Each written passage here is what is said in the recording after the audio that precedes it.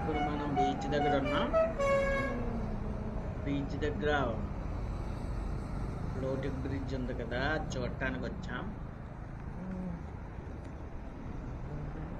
Beach దగ్గర ఉన్నాం. విశాఖపట్నం తెలిసిందే కదా, బీచ్ దగ్గర చాలా అందంగా ఉంటుంది. బీచ్ రోడ్డు కానీ బీచ్ కానీ విశాఖపట్నం బీచ్ చాలా అందంగా ఉంటుంది.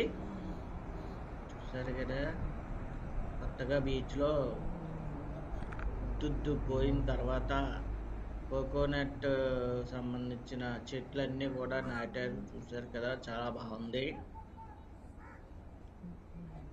ఫ్లోటింగ్ బ్రిడ్జ్ చూడటానికి వచ్చాము ఈరోజు.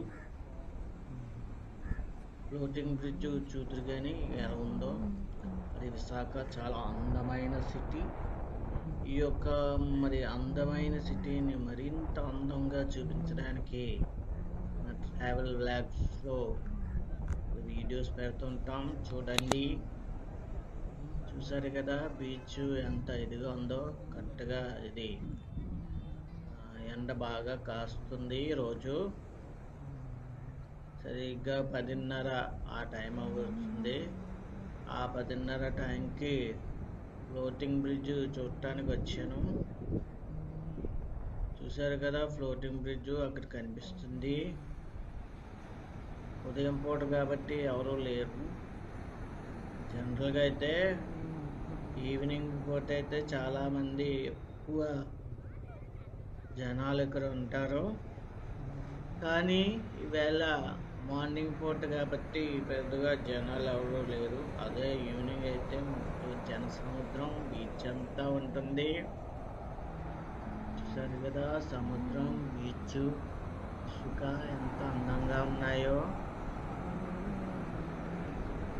సముద్రంలో కెరటాలు బాగానే ఉన్నాయి. ఇక్కడ చూసారు కదా, అక్కడ ఫ్లోటింగ్ బ్రిడ్జిని మెయింటైన్ చేసే వాళ్ళు అక్కడ ఉన్నారు. బ్రిడ్జి మీద గాలి కూడా నార్మల్గా ఉంది. ఇదిగా గాలి ఏమీ లేదు, పర్లేదు, బాగానే ఉంది. బాగానే గాలి అది వీస్తుంది. చక్క ఎండ మాత్రం చాలా క్లియర్గా కాస్తా ఉంది. క్లియర్గా ఎండ కాస్తా ఉంది. కెరటాల మీద ఆ బ్రిడ్జి భలే చక్కగా ఫ్లోట్ అవుతుంది. చూసారు కదా, భలే చక్కగా ఫ్లోట్ అవుతుంది ఈ బ్రిడ్జి. కెరటాల మీద బ్రిడ్జి చక్కగా ఫ్లోట్ అవుతుంది.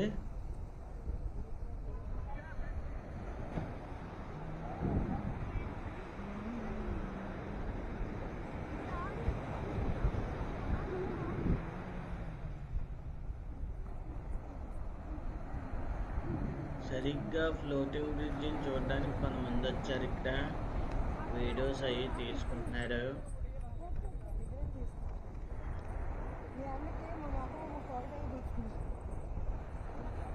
చూసారు కదా, చాలా చక్కగా ఉంది వ్యూ అంతాను. సముద్రం కూడా మంచి చక్కగా మరి గాలి ఎక్కువ లేకుండా తక్కువ లేకుండా చాలా ప్రశాంతంగా ఉంది. పర్లేదు, మరి అంత ఎక్కువైన గాలి అయితే లేదు. అయ్యో, సడన్గా అక్కడ బ్రిడ్జి చూసారా, నేను వీడియోలో తీస్తుండగా ఆ బ్రిడ్జి పెద్ద అల వచ్చింది. అక్కడ ఉన్న మనుషులందరూ కూడా కింద పడిపోయారు.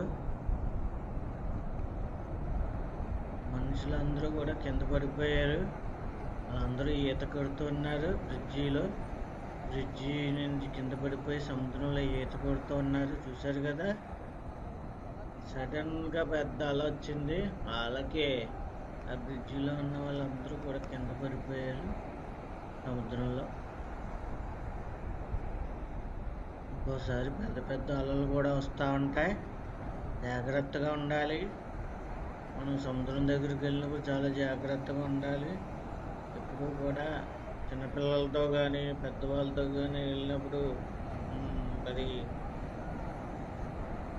ఎప్పుడూ కూడా జాగ్రత్తగా ఉండాలి. లేకపోతే మాత్రం సముద్రంలో మరి ఏ రోజున ఎలా ఉంటుందో తెలియదు. సముద్రం అలలు కూడా చాలా ఉధృతంగా వస్తూ ఉంటాయి ఒక్కోసారి.